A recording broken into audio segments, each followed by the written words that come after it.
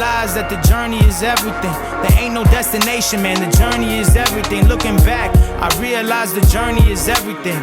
Ain't no destination, man, the journey is everything. Yeah.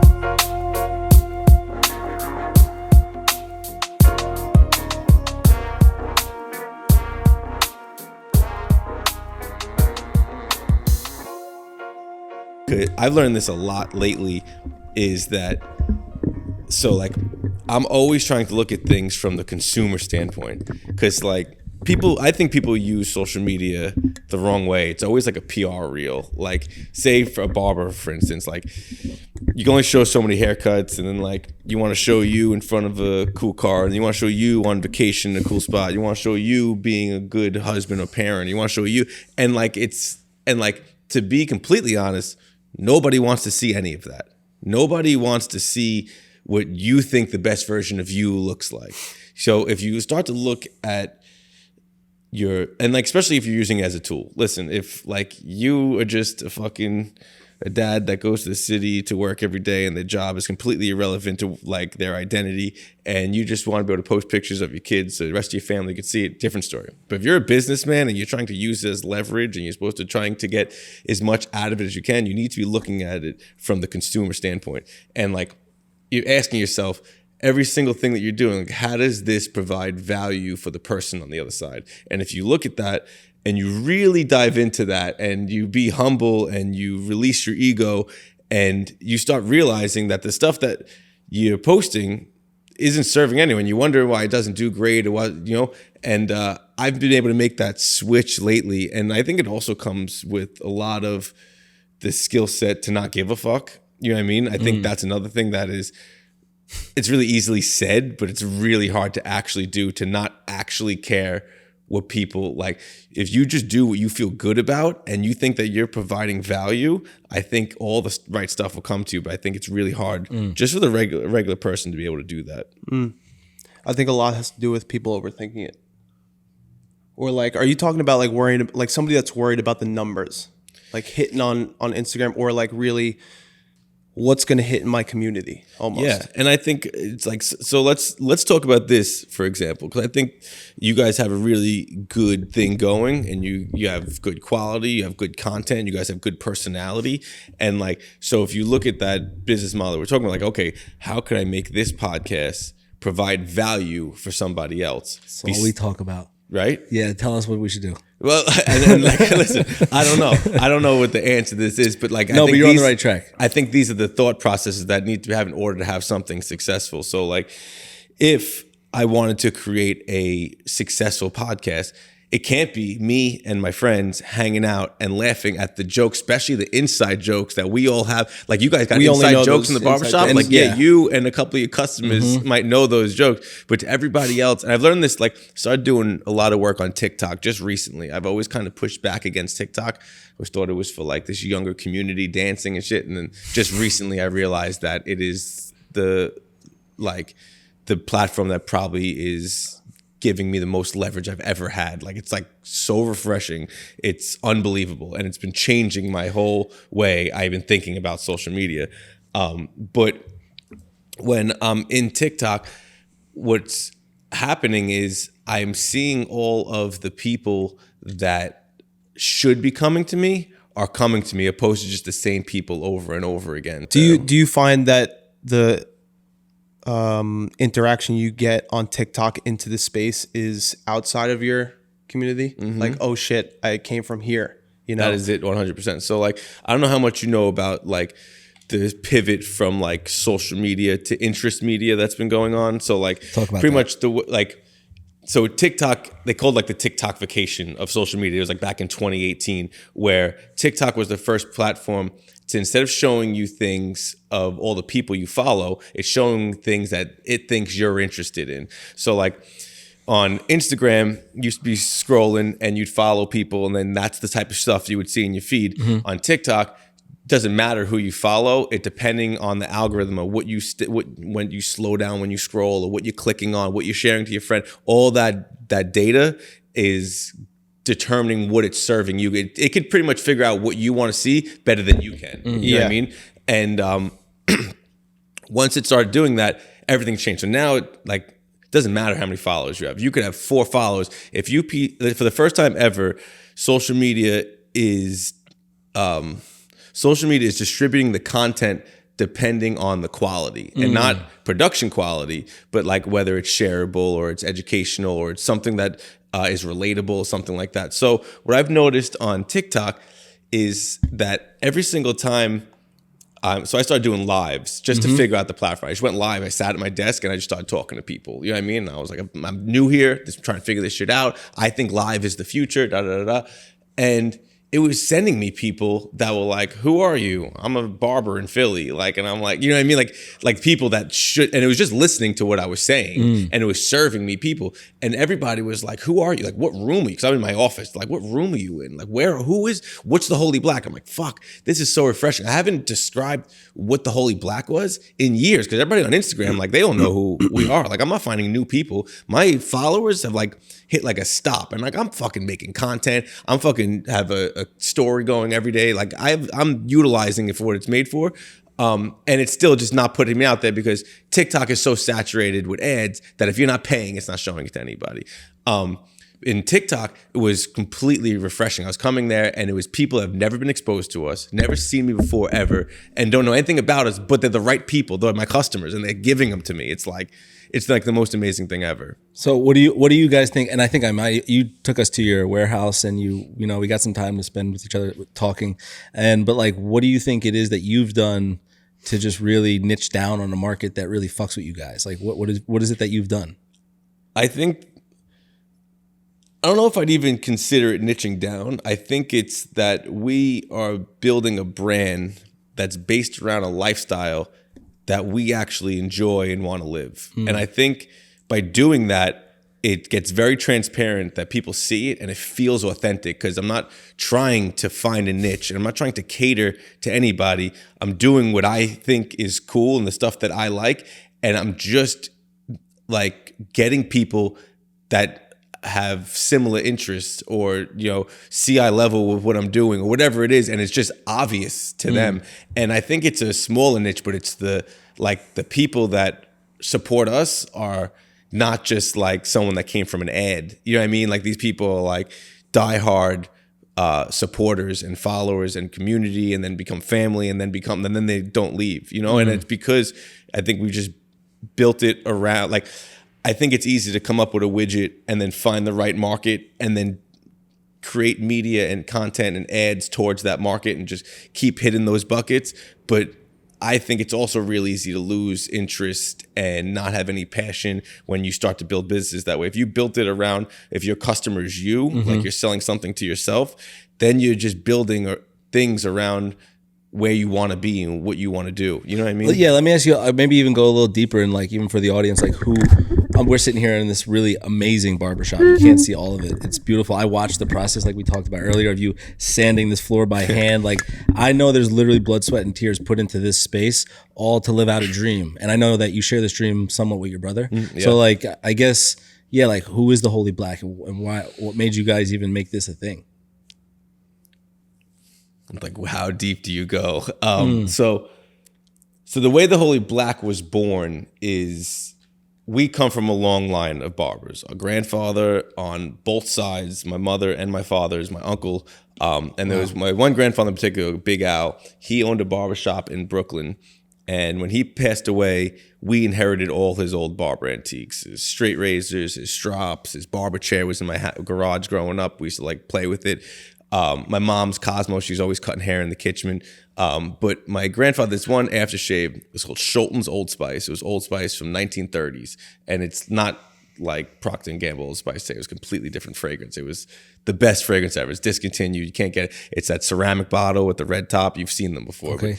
But, and we loved it. Me and my brother like savored it. And we used to like dab it on our finger and we'd wear it out and like eventually we ran out of it. And then my brother went on this tear. He's like the most creative human in the world. And he bought every fragrance oil, every scent oil, concentrates and absolutes. And he like was in my mom's basement like concocting shit. How old was he doing this? So this was like like 2012, 2013. Okay. You know what I mean? So how many years ago is that? Like Couple. say 12 years ago. Yeah, exactly.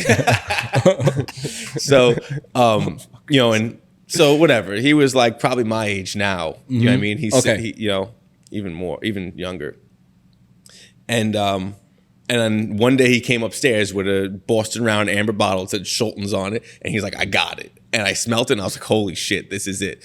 So he made me a bottle, he made a bottle, and then we used to wear it. And then like people were like, yo, what are you wearing? I'm like, my brother made this shit in my mom's basement, And then like he started making it, giving it out for Christmas gifts. And then he made like an Etsy store. I wasn't even involved in the business whatsoever. And then people started asking for more of it, and he made a Shopify and e-commerce, and he started selling it.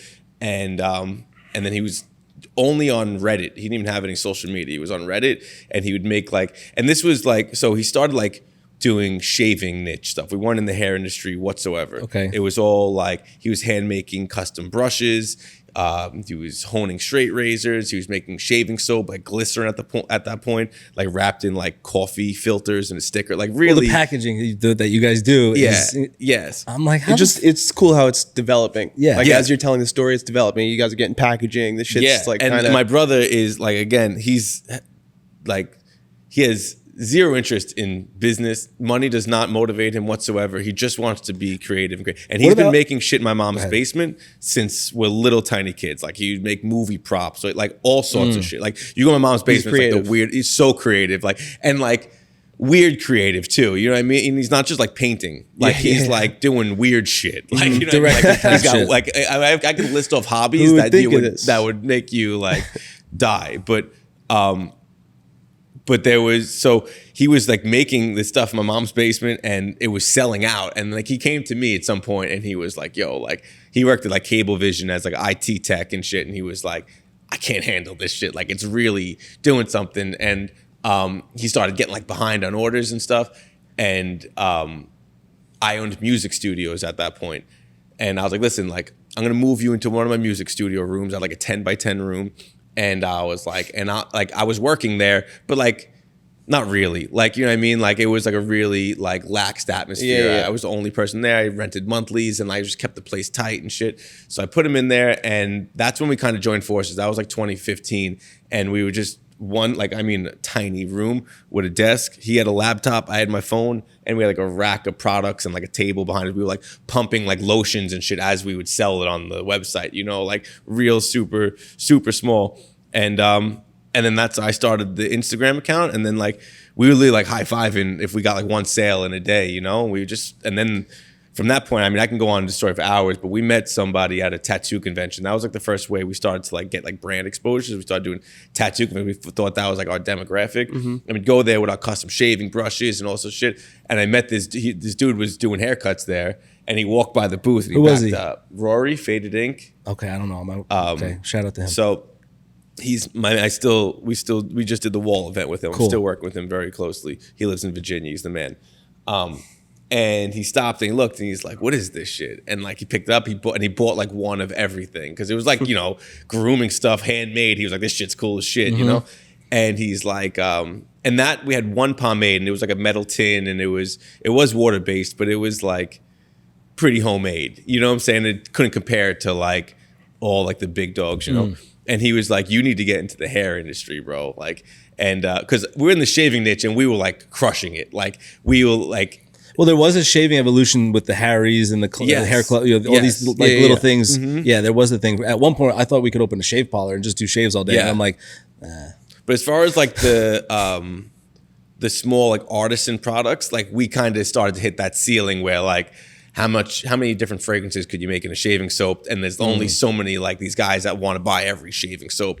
And I went to a hair show at like the Javits Center. It was like IBS, and I went there, and I was like, "Oh, there's no ceiling here." Like, you know what I mean? Like, I see like friggin' these $50,000 convention boots and like big dog shit, and I was like, but I looked around, and everything was so vanilla, and it was no culture, and everything was just big dog like people. Just that whales, like it was they're just doing it for the money or some shit. And it was just all like just extensions of really big companies that are trying to believe that they were like in the trenches in the culture of barbering, but it was there was nothing tangible there. It was nothing.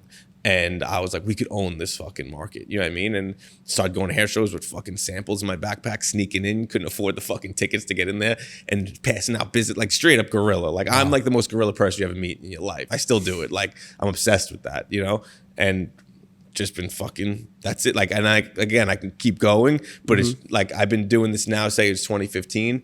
You know what I mean? It's over 10 years. And we just been grinding like that. Every relationship was built like, you know what I mean? We never had any distribution, any sales reps, nothing. Just wow. What was your goal? I mean, I think a lot of people even listening maybe, or younger audience, always feels like there needs to be a business model. And even Mike and I, we're so deep in it, we're just still talking now about a business plan. Like as an entrepreneur, you just kind of go where your nose goes and you trust it and you fail and then you keep going. So like, did you guys have like this was where we could take this? This is how much income we could, derive for our families from this. Like, did you have a vision for what it was, and did it include the barbershop?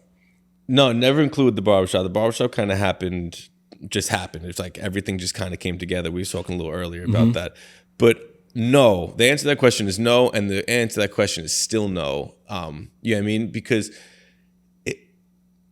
it wasn't like we're not following a roadmap. You know what I mean? It wasn't like we're going to make this product, we're going to sell it for this, and we're going to sell it to this big distributor, and they're going to do all the sales.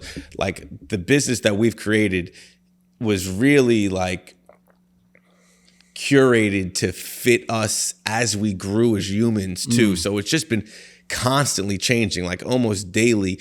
Like, and like we do set goals. Like every year we plan the entire year out and we settle our events up, and we have like really things on the calendar that we really want to hit that year, and we try to strive for them. But the business is constantly evolving and just taking its own shape. It's an interesting business model. Like if you really broke down everything that we have going on and look at it from the outside in, like we don't sell grooming products. Like, you know what I mean? It's me and my brother that built a brand that the grooming products is our way to have a product of something to sell, but we're building more, and I hate to use the word lifestyle but like it's building a brand is what it really is. It's like building something around. Would you say community? Yeah. Yeah. And I think that word gets thrown around real lightly, and to actually build real communities, like, I believe probably the hardest I believe thing to that do. it does get thrown around lightly. It does. People are like, our community, my community. Yeah, you want to be part of your community. What does that mean? Yeah. Like that's not like doing one thing, 100%. It's being in there, being in the community. I think it's a real sacrifice to even like we talked outside. We talked a lot about like, what your mission, like what you've been doing, and even a little bit of it, but like it's almost like people are going to believe in it's a lot of sacrifice in the sense of like, I'm going to work so hard for this thing because I know that people are going to benefit from it, And I think it's a cool way to live your life in some sense. I don't think you come across a lot of individuals, which is why I like barbers so much. And I think a lot of them find they're like, how do I work out of this rat race, right? So they find these creative ideas and they just go with it. So, but I am curious, did you guys at any point feel like barbering like was an interest? Like, did you guys get into the barbering because it was in your family? Hair ourselves? Yeah, actually, like, did you ever see it that way? No. No. Honestly, no. I do now every once in a while. Like I'll fuck around behind the chair just because I think like I've been in more educational classes than probably any barber you've ever fucking seen. That's interesting. So like, and I've been around it my entire life. And honestly, when I did pick it up really quick, but I just know that that's not where my position and my pull and my purpose is. Even the products alone, like that's really my brother. You know what I mean? My brother is the chemist. He formulates all the fragrances. He's building all the new products. I'm like paying attention to what's going on in the landscape of the industry and like suggesting different products that we should get into. Again, I like, it's crazy to even talk this way, but I think like I wasn't even into grooming products. This is my brother, and I'm the businessman. That's why we throw events. That's why we built the club. That's why we have that warehouse. It's really, I've taken all the things that I really like about life in general and injected it into the business, and that's why I kind of created this crazy thing that we're building. Have you been able to figure out, like, have you systemized that in a way where it's like, because I know you're a parent, and like I've tried to run a barbershop without cutting hair in it. And it's very difficult. And you're building not only a barbershop, but you're building a brand. You have a lot of things you can do, but have you been able to like systemize like what you're doing, I guess? Yeah, I mean, I have a pretty solid system down, but I want to ask you, why do you think it was challenging to not cut hair and run a barbershop? Because I think the opposite. I think to be able to run a barbershop and be behind the chair is like almost impossible. Because how could you focus on the entire... to run the shop and to be behind, like to do both, you're saying? Yeah. Because I think to be behind the chair and to be thinking about the overarching business and how it's ran and the day-to-day things and how to scale and all these things, I feel like when you are behind the chair consistently, it kind of prevents you from that growth because you have to be in that moment. You know what I mean? I think I'm picking up what you're saying. I think like you're saying basically like it kind of stifles you in a way if you just start cutting hair like behind the chair. What I'm getting out from is I think your biggest income can't be from the chair. When it is, it's like, oh, fuck, I have to cut hair and I have to run the business at this point. Yeah. Until you could break free, like, oh, the business is making me more money than I'm actually making cutting hair. That's when I think you could step away and it's easier. I don't know. Yeah, and I just know that if I was behind the chair, if you rode shotgun with me for 24 hours, you think I'm a lunatic. Like I am all over the place. You know what I mean? I have like a 1 mile radius of all the things I do. So it's very tight corners, but it's, but I think if I was behind the chair every day, I think it would really like suffocate the growth. Some things would lack. Because again, like I have go ahead. the Holy Black Trading Company, the e-commerce business that sells products. That alone is just me, and every single thing that we do is me and my brother. So if I ever say I'm referring to us, just so you know that.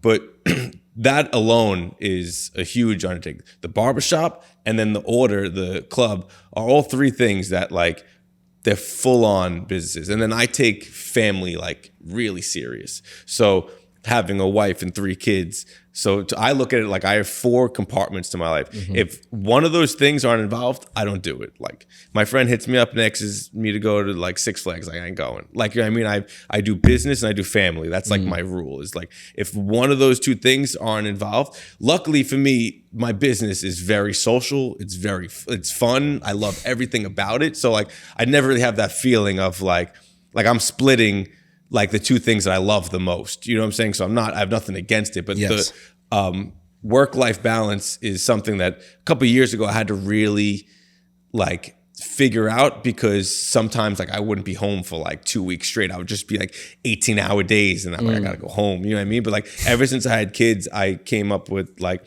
Mondays, Wednesdays, and Fridays, I'm home at like 3 o'clock. Pick my kids up school. I bring my kids to school every day and I pick them up 3 days a week. And then I'm home for the rest of the day. When I'm home, like you can't text me, you can't message, like you can't even get in touch with me. I'm eye level building forts with my kids, like, you know what I mean? And then Tuesdays and Thursdays, and then like sometimes a Friday, like if like depending on what the weekend looks like, my family doesn't see me. I get up at 5 a.m. and I go to sleep at 2 in the morning, like that. Like I'm just friggin' balls to the wall. And that system for me works. Like I know those, like when I have to stack shit to do, I stack them on Tuesdays and Thursdays, my meetings, late night shit. Like if I have to build something, everything goes in those 2 days.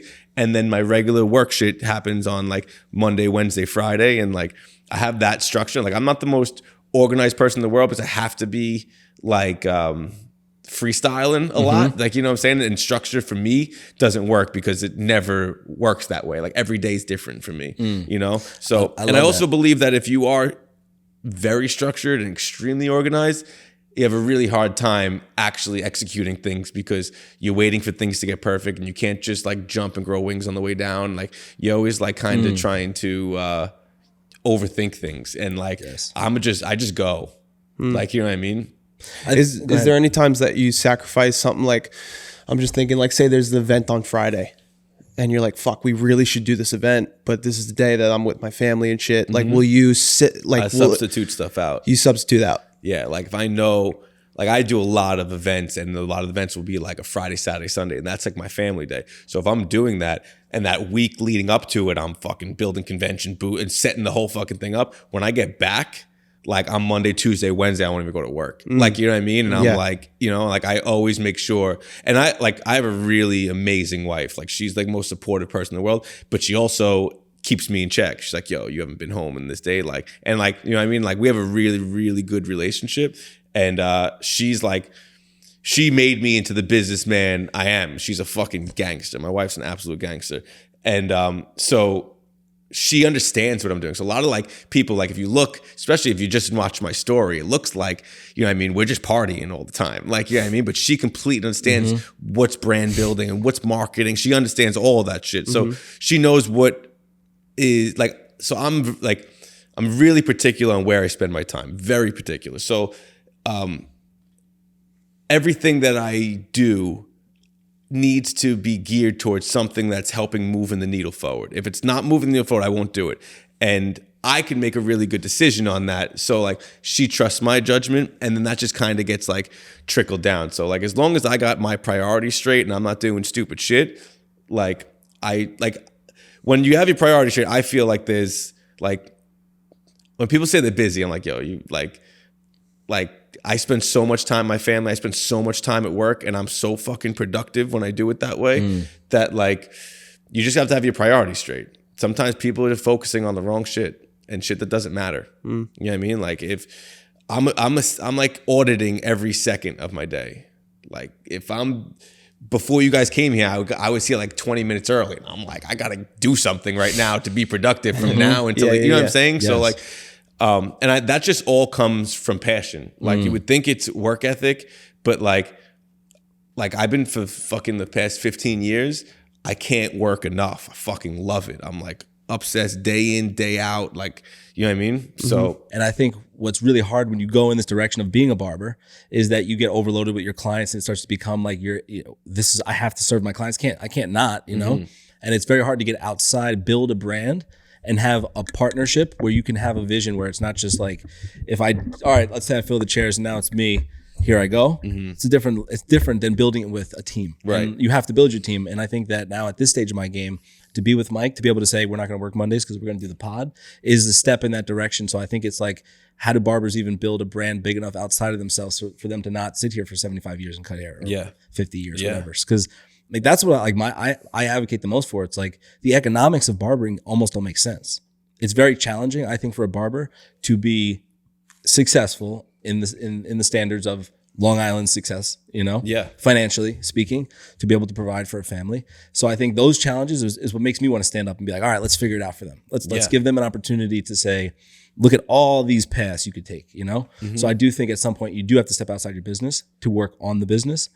But you need good people around you. I think 100%. That's ultimately a big thing that comes into play. It's like, what am I going after? Right. Because me on my own is like, you know, I mean, maybe some people on their own can do it like that, but I think it is important to have a vision. Yeah, without a doubt. And I think it's really important to bring this up because you talk about like future barbers. I know you weren't sitting here when we talked about this, but I think this is a really good point, especially if I think your viewers is, I believe that the tradesmen like are the new millionaires. I think that like all the kids that are growing up now whose parents own like plumbing companies, electrical companies, the dad's a fucking barber, none of these kids are following their footsteps. None of them are like trying to do it. They all want to make money on the internet, and there's a lot of money to be made on the internet, and more power to you. But there is going to become a time where this generation, from young kid now to a 15-year-old kid, not one of them is looking to dig a hole with a shovel or anything like that. And soon as they start to get to the point where they should be owning plumbing companies, there's going to be nobody that owns plumbing, electrical, and a trade that's never going to die. AI is going to take so many fucking jobs, but there's certain things that they just won't be able to do.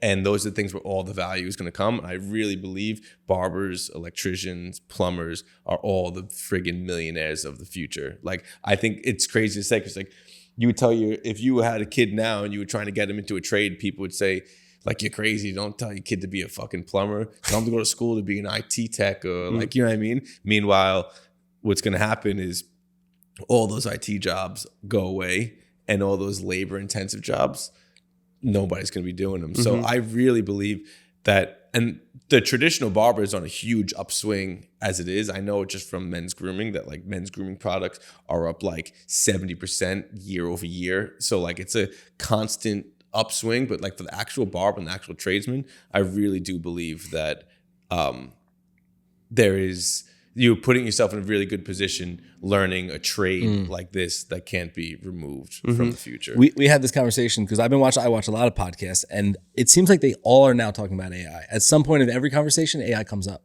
And I'm thinking about what I do, and I think of the same thing. And I'm like, it seems a little untouchable. I think it's possible that a computer could measure my head and sit behind here and have the dexterity like they are to cook, to cut my hair.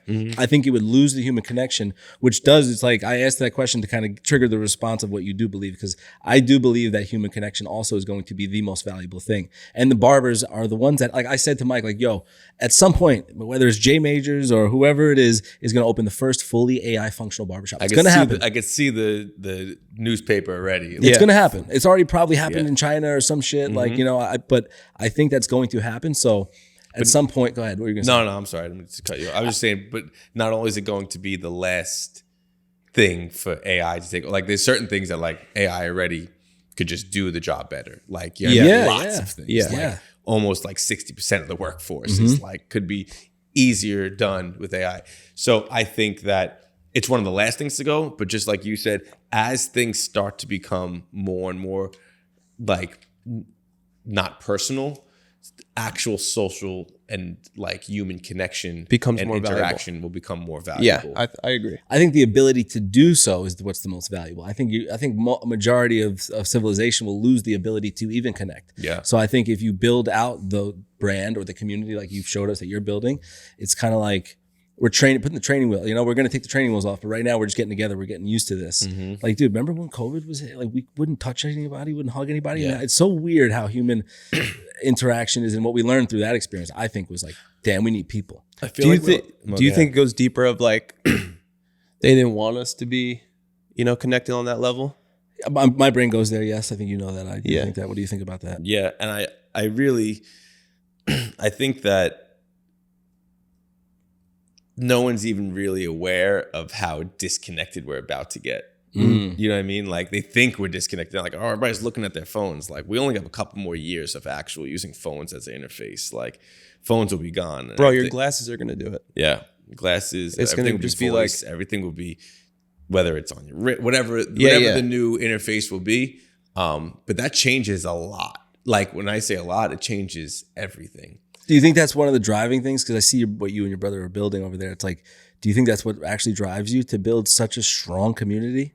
That it's like the grip and the strength of like what can hold civilization? I believe that creating a space for real human interaction and creating genuine in-person relationships is all the value. And then like in Web3, like building your own personal, like right now, brand is more important than it's ever been ever. Because like I said, everything will soon go to voice and everything will be smart. And really you won't have, so like if you don't have the platform of the swipe where you can get served ads and they're not going to serve you ads in your glasses and everything's voice. When I say like, hey, whatever it is, say Alexa, order me a pomade, then company's going to pay to have that spot. So like, you're like, oh, great. There's 3 pomades available. Are you looking for a matte or a shine? Okay, there's crew, there's this, and there's other thing. Or the person's gonna be like, hey, Alexa, order me Holy Black pomade. That's brand. The only way to establish that, and you need to establish that now, because if you don't have brand in the future, I see what you're saying. you know what I'm saying? You will be obsolete. You know what I mean? If you can't we're in such a golden era, and you guys probably know this, but like we're in such a golden era right now. For the first time ever, like in marketing, you can get in front of your entire demographic for free. Like you can make one post and get 1 million views to all the right people that cost you no money whatsoever. That's not going to last much longer. Like not even close. It would never, like back in the day, you had to spend $10,000 for a month for a billboard, and because 100,000 cars drove by it. But guess what? Like 1% of that 100,000 people are even interested in what you're selling. And then 10% of that are maybe even going to call you. Now, like it works in buckets. So pretty much like for me, I like snowboarding. I'm a girl dad. I like grooming products and barbering. I like Vans. Like I keep going on, and I get into a narrower and narrower and narrower bucket, and just keep refining it until I'm in a bucket of people that are just like me, and people who like me also like to go camping, and people who like me, and then the algorithm knows, and I can take ads and I can serve them into any bucket I want. So now for $100, I could get the same 100,000 people, but every single one of them is my exact customer. Like, and not only that, the way I was talking earlier about interest media, if I make content about what it is that I'm trying to sell, it's going to serve it to the people that want to see it. And it doesn't cost me anything, literally nothing. It's like, it's such a crazy, crazy time to be in the marketing world. And we will talk about this once it's over. Like, do you remember when you could just do, like, I could search a hashtag Long Island barber and I could find every single barber. I could send them a DM like, yo, what kind of product you use? I do it. I don't do it anymore, but that's literally how I built my business. Is like, cool, let me send you a free sample. And like one relationship, like for free. I'm just out there just talking to every single one of my customers for free. Now you used to have to buy lists and cold call and do like all this fucking shit. Marketing is like at an all-time high. It's also made it that you need to be really good at it because everybody is doing it for free. You know what I mean? And that's really where, how do you take yourself and separate yourself? And how do you be different? The only way to be different is to not follow anyone else's roadmap and do something that's genuine to you. And like, it doesn't matter what it is. Like, I don't give a fuck if you're what you're into. You have something that you, like, I believe that you find something that you know a little bit more about the average person. And then you take something that you're actually really passionate about and what makes you tick. And you take those two things and you put them together and you'll be able to build a business that you'll be able to do for the rest of your life and feel very, very fulfilled. You know? I think it's interesting. One thing as a barber that I'm most interested about men specifically is how they earn their money, how they make their living. I'm always very curious, you know? And I think like what you're able to do, honestly, because you are making an income from the lifestyle that you're building, but it seems like a really even trade. You're putting, probably not actually, probably putting more into it than maybe the return is, but it's almost like you're stacking up your Bitcoin in humanity. It's like you're stacking up communities and culture to say, I feel like it's going to go dry soon. And I also want to be a part of something. Yeah. You get to be. So it's fucking beautiful, man. I love what you're doing. Do I need a motorcycle? Let to be in the club. The only prerequisite for being in the club is being a good person.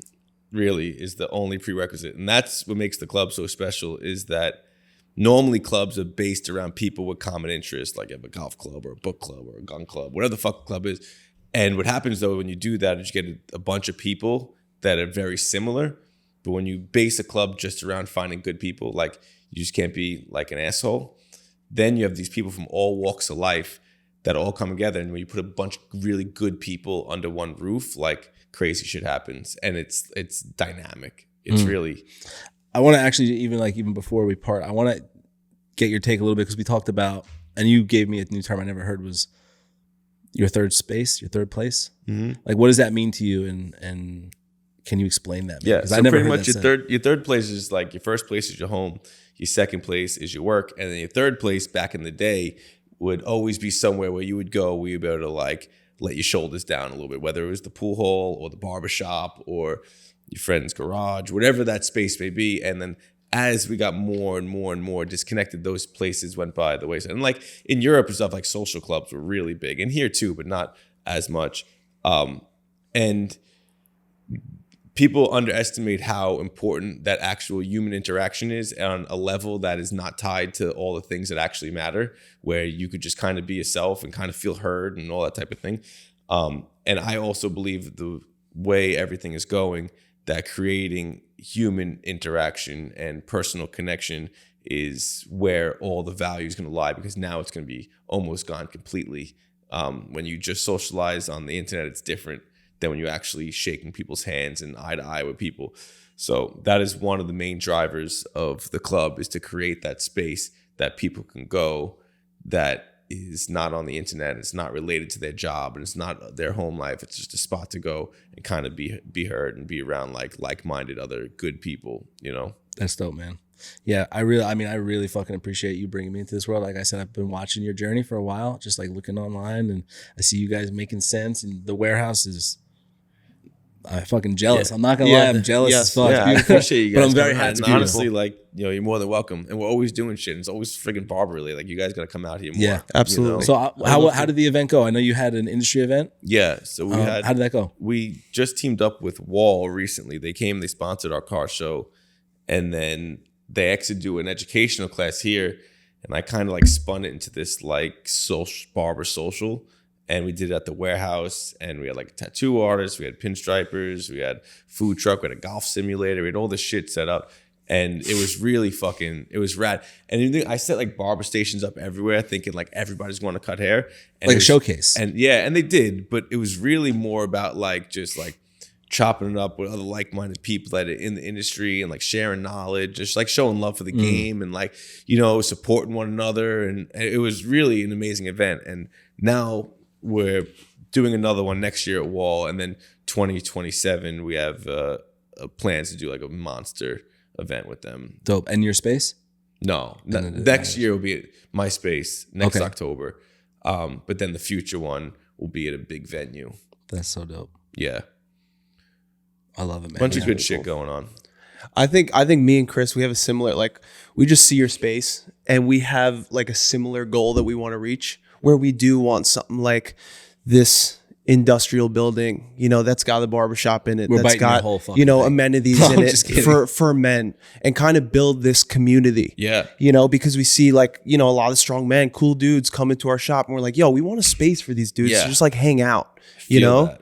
But it goes back to like it has to make money. It has to make money. it's So I have very this thing. idea Go that ahead. like as I've always wanted to do this is have get an industrial space, and like there's a lot of like red tape and logistics and a lot of stuff that you need to figure out, but get an industrial space and like see how I built the kitchen and the barbershop, and I would love to have a whole like miniature village within like a 1-chair barbershop, a little tiny coffee spot, a little like one of everything that like everybody wants, and then like the center's like a chill spot, cool. whether Like a it's- small flea market. yeah, Bring the flea all market cool, back. but all cool shit, like a 1-chair tattoo parlor, or one like you know what I mean, like little tiny storefronts around the whole. Even my space, 3,000 square feet, it's not a ton of space. If you went around that whole perimeter, and then like you just pay like a subscription model to like have access to it, and you have a locker there, and you can keep your shit there, and it's like one spot they sell cigars, and one spot they fucking sell weed. Like, you know what I mean? Like have a bar, I got a have, membership like, already. you know what I Let's mean? go. Like everything. It'd be like a little fucking record shop, and then you charge these people monthlies to rent, and then you charge people subscriptions to be there and have like the discount. They could bring person. You know what I mean? I got lots of business ideas. I love that shit. Love I it, want to yeah. when we get off, I want to show you what we've created because it's really cool, man. Yeah. Yeah, I'd love to come see you guys' space. Definitely. Yeah. Thank you. Well, I want to show you the hypothetical of what we want to create. Yeah, Like, yeah. what we've created. I've told you my journey. My favorite place I've ever been to in my whole career. It's small. It's intentional. It's like a great energy, and the room is just like there's windows, there's a door. It's got the lighting, the music, everything is finally checked off the box. Actually, right now I want to integrate AI a little bit back into the business. And we talked about this was getting rid of the booking system, and I think people want to pick up the phone and say, "Hey," or text, and I don't answer my phone. It's only booking online. So I did want to integrate AI into even that like personable experience. Like, yo, here, call this number. And you can, at this point with the AI technology, hey, I want to get Chris. Is he available at XYZ time? Because I don't have time to do that. I'm working. And so there's like little things that I mentioned that because like fine tuning the whole thing and getting the machine oiled. But outside of that, we have a vision to do something in a bigger space that is more of a networking experience for men to be around each other, maybe benefit from the relationships that they have. Oh yeah. And a space where it's like, yeah, we're not going to go to the bar tonight. We're going to go to that spot because Yeah. we already paid to be there, and it's got everything we want to be. There's no better network you could possibly do than in the barber share. Like, you know what I mean? dude. Barbershop is like I love it. network. Yeah, me too. My favorite thing in the world, almost besides being a father and the things I get to do with them, is when me and Mike are working and two strangers walk in and they hit it off and they're talking and they may develop a relationship. We brought two clients out that have done that multiple times. Like, hey, you're in here every time I'm in here. Yeah. And then we were like, oh, let's get drinks. Yeah. And it's so small scale, which is why I love what you do, because it is a bigger scale. Yeah. We're doing two people at a time, and it's only enough, 4 of us that are out. I'd love for a community of 50 guys to go and do an event. So Yeah. we'll definitely be at Yeah. next Hell event. yeah. We gotta get you guys out here more Hell often. yeah. Thanks for having us, man. If anyone wants a haircut, come here. That's fine. Check out this place. You have to come check this place seriously. out. Yeah. And And you guys, see what everyone these guys do are come doing. out and do a guest spot and stay for the day and fucking come kick it and like That'd be really dope. get a feel for I know Kevin a that'd be little awesome. bit. But yeah, I think you got something dope here, man. Thank you for having us again. Shout out to your brother.